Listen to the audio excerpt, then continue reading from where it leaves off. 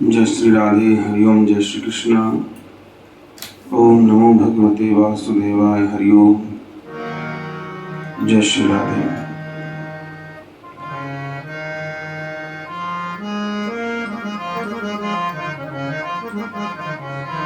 राधा मेरी स्वामिनी, मैं राधे को दास, जन्म जन्म मोहि दीजिए श्री वृंदावन को वास। वृंदावन सोवन नहीं और नंद गाँव में सो गाँव, वंशी वट सो वट नहीं, श्री कृष्ण नाम सो नाम। भक्त भक्ति भगवंत गुरु चतुर नाम वपु एक, तिनके पद बंधन किए ना सही विघ्न अनेक। गुरुर्ब्रह्मा गुरुर्विष्णु गुरुर्देव महेश्वर, गुरुर् साक्षात् परब्रह्म, तस्मै श्री गुरवे नमः। जय जय श्री राधा रमण, जय जय नवल किशोर, जय गोपी चित चोर प्रभु, जय जय माखन चोर, जय गोपी चित चोर प्रभु, जय जय माखन चोर।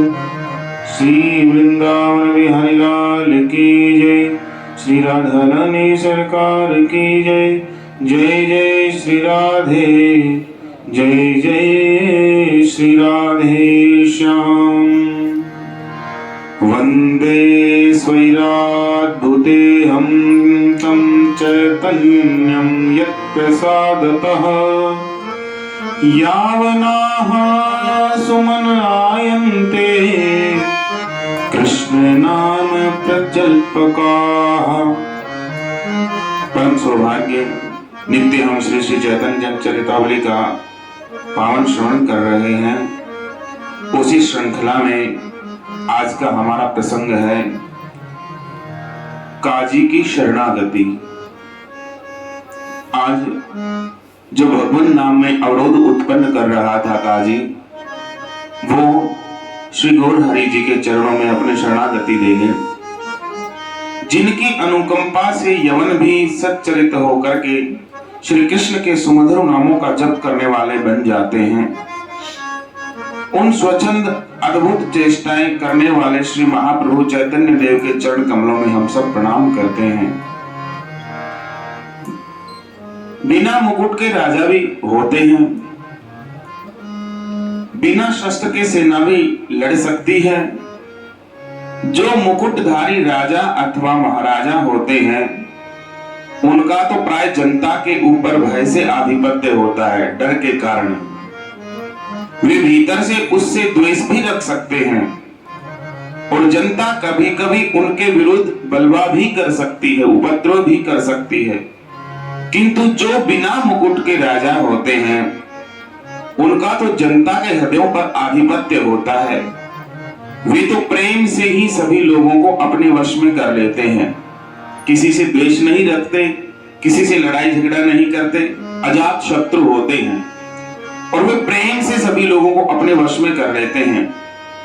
चाहे मुकुटधारी राजा की सेना रण क्षेत्र से भय के कारण भाग आवे, चाहे उसकी पराजय ही हो जाए, किंतु जिनका जनता के हृदयों के ऊपर आधिपत्य है, जनता के अंतःकरण पर जिनके शासन की प्रेम मुहर लगी हुई है, उनके सैनिक चाहे शस्त्रधारी हो अथवा बिना शस्त्र के, बिना जय प्राप्त किए मैदान से वो कभी भागते नहीं हैं, क्योंकि वे अपने प्राणों की कुछ भी परवाह नहीं करते। जो भगवत भक्त होते हैं, जिसे अपने प्राणों की कुछ भी परवाह नहीं, जो मृत्यु का नाम सुनकर तनिक भी विचलित नहीं होकर के उसका सर्वदा स्वागत करने के लिए प्रस्तुत रहता है, उसके लिए संसार में कोई भी काम दुरूह नहीं है, कोई भी काम करना कठिन नहीं है उसके लिए। जो अपने प्राणों को हथेली पर लेकर के चलता है भगवान के नाम के लिए आश्रित होकर के, उसके लिए कोई भी क्रिया, कोई भी काम संसार में दुरूह नहीं है। उसे इन बाह्य शस्त्रों की अधिक अपेक्षा नहीं, उसका तो साहस ही शस्त्र है। फिर वह निर्भीक होकर के अपने साहस रूपी शस्त्र के सहारे अन्याय के पक्ष लेने वाले का पराभव कर सकता है, उसको पराजय कर सकता है। फिर भी वह अपने विरोधी के प्रति किसी प्रकार के बुरे भाव विचार मन में नहीं रखता। ये साधु पुरुष के लक्षण होते हैं। उसको हरा भी आएगा, परास्त भी कर आएगा, उसको दंड भी दे आएगा। इतना होते हुए भी उसके मन के अंदर कोई भाव इस तरह का नहीं रहता, बुरे विचार का। वह सदा उसके हित की ही बात सोचता रहता है, अंत में उसका कल्याण हो जाता है इनके स्पर्श मात्र से, भगवत भक्त के स्पर्श मात्र से। प्रेम में यही तो विशेषता है। प्रेम मार्ग में कोई शत्रु है ही नहीं। घृणा, द्वेष, कपट, हिंसा अथवा अकारण कष्ट पहुंचाने के विचार तक उस मार्ग में नहीं उठते। वहां तो यही भाव रहते हैं, सर्वे कुशलिनः सन्तु सर्वे सन्तु निरामया। सबके हित की बात कही। सर्वे भद्राणि पश्यन्तु मा कश्चित् दुःख भाग् भवेत्। इसी का नाम निष्क्रिय प्रतिरोध, सविनय अवज्ञा अथवा सत्याग्रह है। महाप्रभु गौरांग देव ने संकीर्तन रोकने के विरोध में इसी मार्ग का अनुसरण करना चाहा। काजी की नीच प्रवृत्तियों के दमन करने के निमित्त उन्होंने इसी उपाय का अवलंबन लिया, इसी उपाय का सहारा लिया। सब लोगों ने उन्हें कह दिया, आप लोग घबराएं नहीं, मैं स्वयं काजी के सामने संकीर्तन करता हुआ निकलूंगा। मैं केवल आपको ही उपदेश नहीं कर रहा कि आप कीर्तन करो और दिन रात करो, रोको मत काजी के कहने से। नहीं, आप तो करो ही करो, और मैं स्वयं संकीर्तन करता हुआ उधर से निकलूंगा। मैं देखता हूं वह मुझे संकीर्तन करने से किस प्रकार रोकता है। प्रभु के ऐसे आश्वासन से सभी को परम प्रसन्नता हुई और सभी अपने अपने घरों को उस समय चले गए। दूसरे दिन प्रभु ने नित्यानंद जी को आज्ञा दी कि संपूर्ण नगर में इस संवाद को सुना आओ कि आज हम सायंकाल के समय काजी की आज्ञा के विरुद्ध नगर में संकीर्तन करते हुए निकलेंगे। संध्या के समय सभी लोग हमारे घर पर एकत्रित हों और प्रकाश के लिए एक एक मशाल सभी अपने साथ लेते आए, मशाल जला करके। नित्यानंद जी को बहुत दिनों से यही बात चाहते थे। वो यही चाहते थे कि कुंडी बंद करके सत्संग होता है, ये बाहर तो निकलें। उनकी इच्छा थी कि एक दिन महाप्रभु संपूर्ण नगर में संकीर्तन करते हुए निकलें तो लोगों को पता चल जाएगा कि संकीर्तन कितना मधुर है और संकीर्तन में कितना माधुर्य होता है।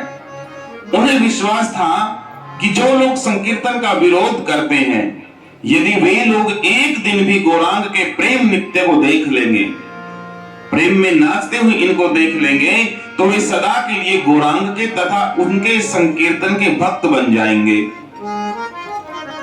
महाप्रभु ने खुलकर के कीर्तन करने से भयभीत भक्तों का भय दूर भगा दिया और अन्य लोगों को फिर संकीर्तन करने का साहस उत्पन्न करा दिया। बहुत से लोग हृदय से संकीर्तन के समर्थक हैं, किंतु काजी के भय से उनकी कीर्तन करने की हिम्मत नहीं होती। मन तो चाहता कि हम भी कीर्तन करें, लेकिन यवनों से सब डरते हैं, इसलिए रह जाते हैं। प्रभु के प्रोत्साहन की ही आवश्यकता है। अब प्रभु ने प्रोत्साहन दिया है। इन बातों को नित्यानंद जी मन ही मन में बहुत दिनों से सोच रहे थे, किंतु उन्होंने किसी पर अपने इन इष्ट भावों को प्रकट नहीं किया। आज स्वयं महाप्रभु को नगर कीर्तन करने के लिए तैयार देख करके आज उनके आनंद का ठिकाना नहीं रहा। वे हाथ में घंटा लेकर नगर के मोहल्ले मोहल्ले और गली गली में घर घर घूम घूम करके इस शुभ संवाद को सुनाने लगे कि आज स्वयं महाप्रभु संकीर्तन करते करते काजी के घर की तरफ जाएंगे। पहले वे घंटे को जोरों से बजा देते। घंटे की ध्वनि सुनकर के बहुत से स्त्री पुरुष वहां इकट्ठे हो जाते। तब नित्यानंद जी हाथ उठाकर कहते, भाइयों, आज शाम को श्री गौर हरि अपने सुमधुर संकीर्तन से संपूर्ण नगर के लोगों को पावन बनाने वाले हैं। नगरवासी नर नारियों की चिरकाल की मनोवांछा आज पूर्ण हो जाएगी। सभी लोगों को आज प्रभु के अद्भुत और अलौकिक नृत्य के रसास्वादन का परम सौभाग्य प्राप्त होगा। सभी भाई संकीर्तनकारी भक्तों के स्वागत के निमित्त अपने अपने घरों को सुंदरता के साथ सजाएं। पता नहीं किसके घर के आगे से संकीर्तन निकली, इसलिए सभी लोग अपने घरों को सजाएं और शाम को सभी एक एक मशाल लेकर के प्रभु के घर पर आए। वहां किसी प्रकार का शोरगुल न करें, बस संकीर्तन का सुख लूटते हुए अपने जीवन को आप धन्य बनाएं। ऐसे अनाउंसमेंट कर रहे हैं, मानो एक घंटी बजा बजा करके। सभी लोग इस मुनादी को सुनते और आनंद से उछलने लगते। सामूहिक कार्यों में एक प्रकार का स्वाभाविक जोश होता है। कोई व्यक्ति अकेला काम करे, हो सकता है वो जोशहीन करे, लेकिन जब सब लोग इकट्ठे हो जाते हैं तो सब में जोश एक दूसरे को देख करके अपने आप निकलने लगता है। उस जोश में सभी प्रकार के लोग एक अज्ञात शक्ति के कारण खींचे से चले आते हैं। जिनसे कभी किसी शुभ काम की आशा नहीं की जाती, वे भी जोश में आकर के अपनी शक्ति से बहुत अधिक कार्य कर जाते हैं। इसीलिए तो कलयुग में सभी कार्यों के लिए कहा गया कि संघे शक्ति कलियुगे। नवद्वीप में ऐसा नगर कीर्तन पहले कभी नहीं हुआ था। वहां के नर नारियों के लिए एक नई वस्तु थी। लोग बहुत दिनों से निमाई के नृत्य और कीर्तन की बातें तो सुनते थे, किंतु आज तक कभी निमाई का नृत्य और कीर्तन देखा नहीं था। श्रीवास पंडित के घर के भीतर संकीर्तन होता था और उसमें खास खास भक्तों के अतिरिक्त और कोई जा ही नहीं सकता था। इसलिए नगर वासियों की कीर्तन आनंद को देखने की इच्छा मन ही मन में बस दब जाती थी। आज नगर कीर्तन की बात सुनकर के सभी की दबी इच्छाएं वो उमड़ पड़ी। लोग अपनी अपनी शक्ति के अनुसार संकीर्तन के स्वागत के निमित्त भांति भांति की तैयारियां करने लगे। कहावत है कि खरबूजे को देख करके खरबूजा रंग बदलने लगता है। जब भगवत भक्त अपने अपने घरों को बंधनवार, कदली स्तंभ और ध्वजा पताकाओं से सजाने लगे, तब उनके नजदीक रहने वाले शाक्त तथा विभिन्न पंथ वाले लोग भी शोभा के लिए अपने अपने दरवाजों के सामने झंडियां लगाने लगे, जिससे हमारे घर के कारण नगर की सजावट में बाधा न पड़े कि सबके घर सजे हुए, भैया तुम्हारा घर क्यों नहीं सजा हुआ, हमें कोई कुछ नहीं कहेगा। किसी जोशीले नए काम के लिए सभी लोगों के हृदयों में स्वाभाविक ही सहानुभूति उत्पन्न हो जाती है। उस कार्य की धूमधाम से तैयारियां होते देख करके विपक्षी भी उसमें फिर सहयोग देने लगते हैं। इसलिए हम शुरुआत तो करें। उस समय उनके विरोधी भाव दूर हो जाते हैं, कारण कि उग्र विचारों का प्रभाव तो सभी प्रकार के लोगों के ऊपर पड़ता है। इसलिए जो लोग अपनी नीच प्रकृति के कारण संकीर्तन तथा श्री गौरांग से अत्यंत ही द्वेष मानते थे, उन अकारण जरने वाले खल पुरुषों के घरों को छोड़कर सभी प्रकार के लोगों ने अपने अपने घरों को भली भांति से आज सजाया है। नगर की सुंदर सड़कों पर छिड़काव किया गया। स्थान स्थान पर धूप, गूगल आदि सुगंधित वस्तुएं लगाई गई। सड़क के दोनों ओर भांति भांति की ध्वजाएं फहराई गई। स्थान स्थान पर पताकाएं लटक रही हैं। सड़क के किनारों के दुमंजले तिमंजले मकान लाल, पीली, हरी, नीली आदि विविध प्रकार की रंगीन साड़ियों से सजाए गए थे। कहीं कागज की पताकाएं फहर रही हैं तो कहीं रंगीन कपड़ों की झंडियां शोभा दे रही हैं। भक्तों ने अपने अपने द्वारों पर मंगल सूचक कोरे घड़े जल से भर भर करके रख दिए हैं। द्वारों पर गहरों के सहित केले के वृक्ष बड़े ही सुंदर तथा सुहावने दिखाई देते थे। लोगों का उत्साह इतना बढ़ गया था कि वे बार बार यही सोचते थे कि हम संकीर्तन के स्वागत के निमित्त क्या क्या कर डालें। संकीर्तन मंडल किधर होकर के निकलेगा और कहां जाकर के उसका अंत होगा, इसके लिए कोई पथ सुनिश्चित नहीं हुआ था।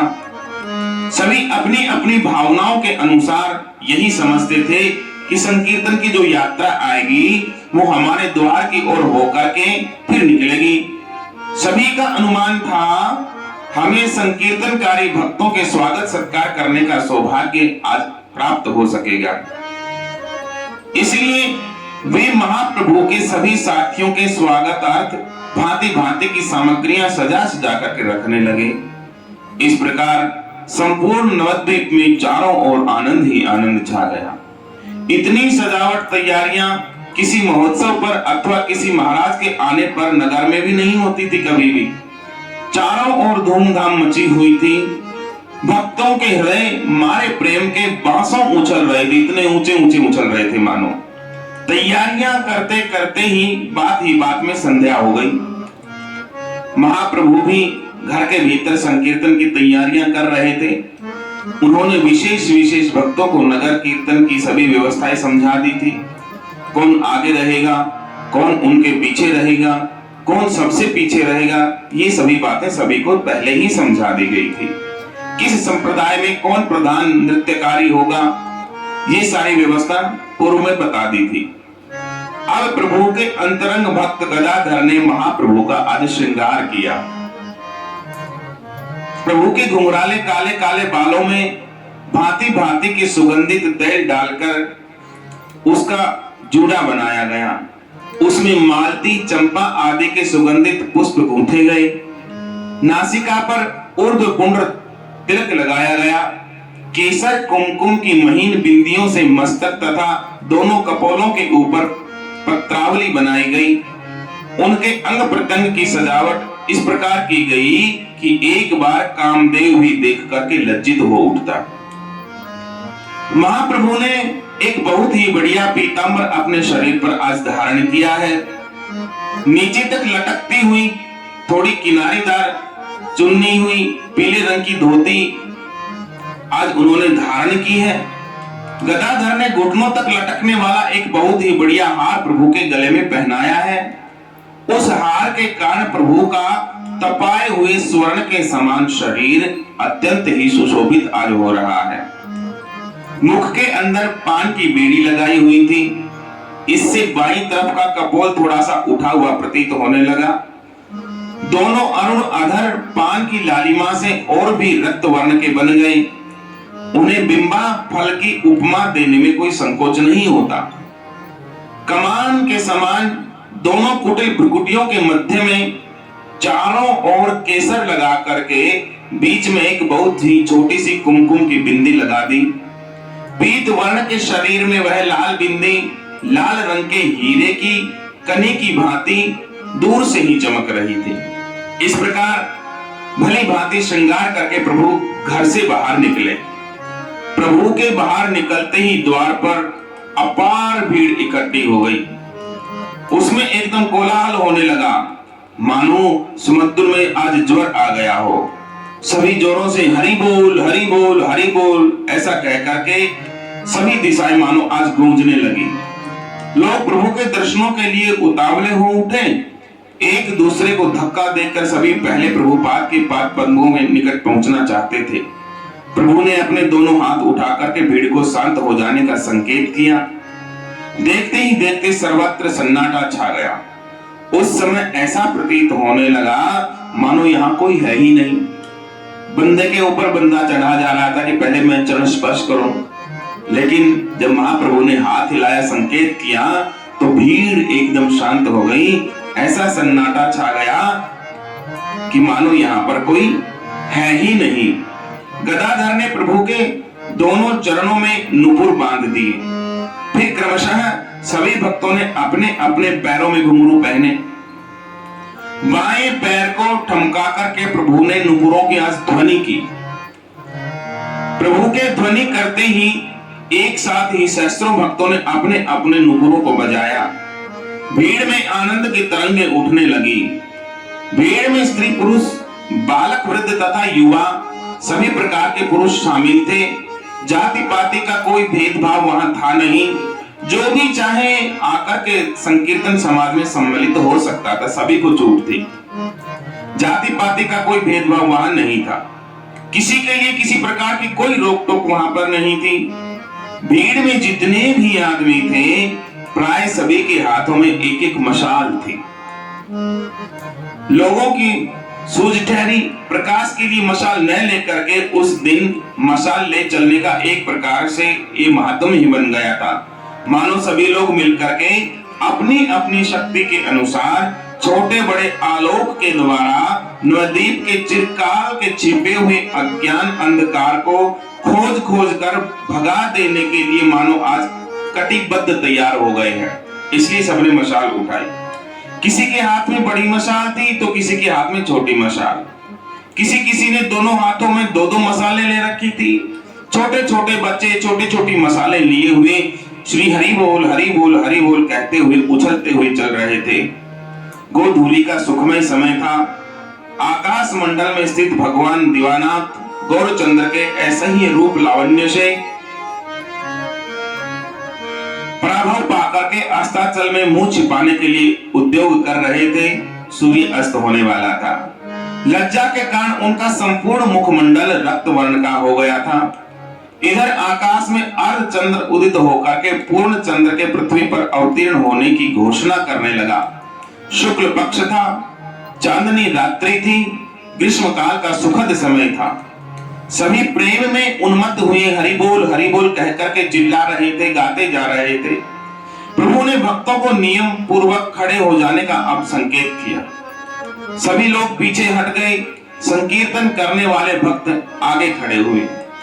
प्रभु ने भक्त मंडली को 4 संप्रदायों में बांटा।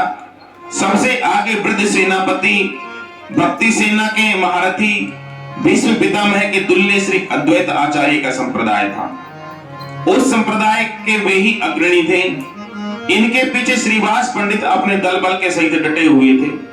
श्रीवास पंडित के संप्रदाय में छटे हुए कीर्तन कला के कुशल सैकड़ों भक्त थे। उनके पीछे महात्मा हरिदास जी का संप्रदाय था। सबसे पीछे महाप्रभु अपने प्रधान भक्तों के सहित खड़े हुए थे। प्रभु ने दाई और नित्यानंद जी और बाई और गदाधर पंडित को शोभायमान किया। सब लोगों के यथा योग्य खड़े हो जाने पर प्रभु ने नुपुर बजा करके इशारा किया।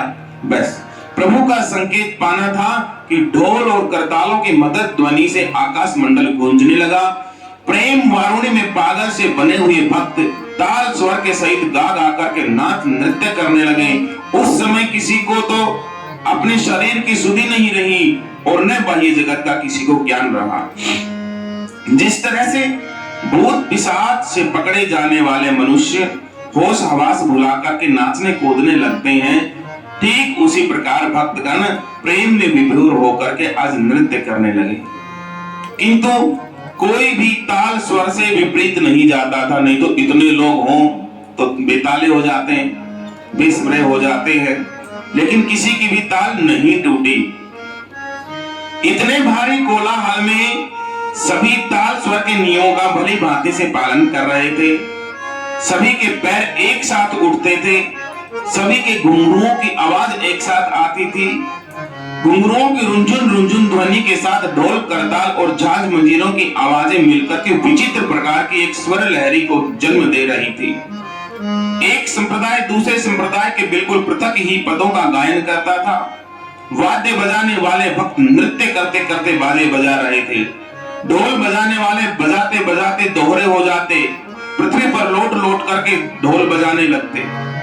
करताल बजाने वाले चारों ओर हाथ फेंक फेंक करके जोरों से करताल बजाते। झांझ और मंजीरा की मीठी मीठी ध्वनि सभी के हृदयों में आज खलबली उत्पन्न कर रही थी। नृत्य करने वालों के चारों ओर से घेरकर भक्त खड़े हुए थे और वह स्वच्छंद रीति से अनेक प्रकार के कीर्तन के भावों को दर्शाता हुआ प्रत्येक व्यक्ति नृत्य करने लगता। उसके संप्रदाय के सभी भक्त उनके पैरों के साथ पैर उठाते और उनकी नुपुर ध्वनि के सहित अपनी नुपुर ध्वनि को मिला देते। बीच बीच में संपूर्ण लोग एक साथ जोरों से बोल उठते, हरि बोल गौर हरि। अपार भीड़ में उठी हुई यह आकाश मंडल को कपा देने वाली ध्वनि बहुत देर तक अंतरिक्ष में गूंजती रही। भक्त फिर उसी प्रकार से संकीर्तन में मग्न हो जाते। सबसे पीछे नित्यानंदी और गदाधर के साथ प्रभु नृत्य कर रहे थे। महाप्रभु का आज नृत्य देखने ही के योग्य था। मानो आज आकाश मंडल में देवगण अपने अपने विमानों में बैठे हुए प्रभु का नृत्य देख रहे हो। ऐसा सुंदर नृत्य आज गौरहरि प्रभु कर रहे थे। प्रभु उस समय भावावेश में आकर के नृत्य कर रहे थे। घुटनों तक लटकी हुई उनकी मनोहर माला पृथ्वी को स्पर्श करने लगती। कमर को लचका करके, हाथों को ऊपर उठा करके ऊर्ध्व दृष्टि किए हुए प्रभु नृत्य कर रहे थे। उनके दोनों कमल नयनों से प्रेम अश्रु बह बह करके कपोलों के ऊपर लुढ़क रहे थे। तिरछी आंखों की कोरों में से शीतल आंसुओं के कण बह बह करके उनके कपोलों पर कड़ी हुई पत्रावली के ऊपर से होकर के जब नीचे गिरते, तब उस समय के मुखमंडल की शोभा देखने को ही बनती थी। वे गदगद कंठ से गा रहे थे, तुम्हार चरणे मन लागू रे हे सारंगधर। सारंगधर कहते कहते प्रभु का गला भर आता और सभी भक्त एक स्वर में बोल उठते, हरि बोल गौर हरि बोल, हरि बोल गौर हरि बोल। प्रभु फिर संभल जाते और फिर उसी प्रकार कोकिल कंठ से गायन करने लगते। वे हाथ फैला करके, कमर लचका करके, भौहें मरोड़ करके, सिर को नीचा ऊपर कर करके भांति भांति से अनेक प्रकार के भावों को प्रदर्शित कर रहे थे। सभी दर्शक काठ की पुतलियों के समान प्रभु के मुख की ओर देखते ही देखते रह जाते कि आज भगवान को हो क्या गया, कैसा प्रभाव है। प्रभु के आज के नृत्य से कठोर हृदय में भी प्रेम का संचार होने लगा। जो पत्थर हृदय थे ना, प्रभु का नृत्य देख करके आज वो भी पिघलने लगे। कीर्तन के महाविरोधियों के मुख में से भी हठात निकल पड़ने लगा, क्या धन्य है यदि प्रेम हो तो ऐसा और प्रेमी हो तो ऐसा होना चाहिए। कोई कहता इनकी तन्मयता तो मनुष्य शरीर में, इतनी तन्मयता तो मनुष्य शरीर में संभव नहीं है जितना तन्मय होकर के नाच रहे हैं। अर्थात ये कोई साधारण मनुष्य नहीं है, ये वास्तव में परमात्मा ही है। दूसरा बोल उठता, निमाय तो साक्षात नारायण ही है।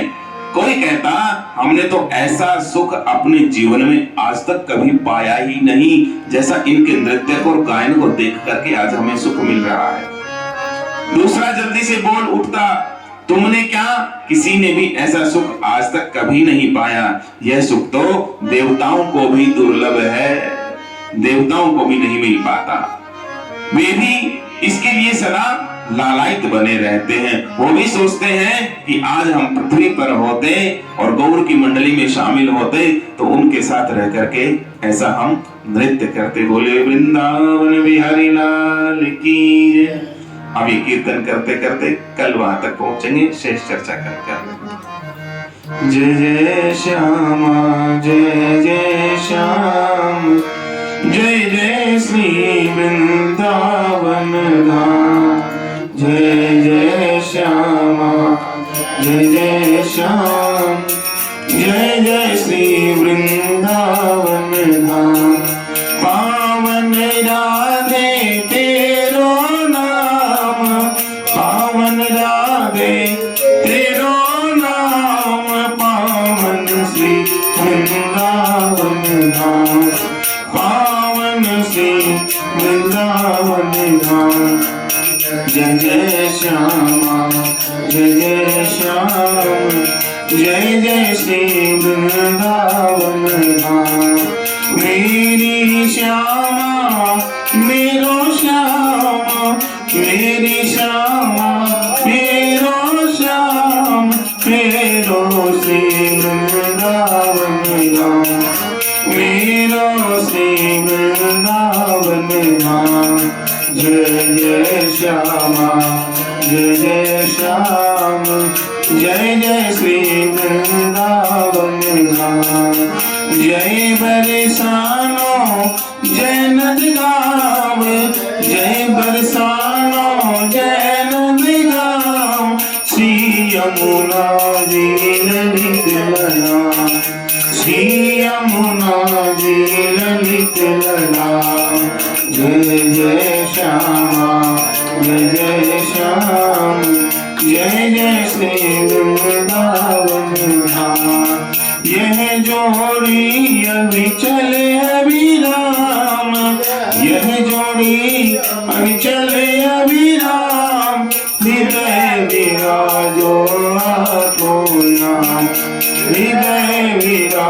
तो तोया जय जय श्यामा जय जय श्याम जय जय श्री वृंदावन धाम जय जय श्यामा जय जय श्याम जय जय श्री वृंदावन धाम जय जय श्री वृंदावन धाम जय जय श्री वृंदावन श्री वृंदावन धाम की जय श्री बाके बिहारी लाल की जय श्री राधा रानी सरकार की जय जय जय श्री राधे जय जय श्री राधे जय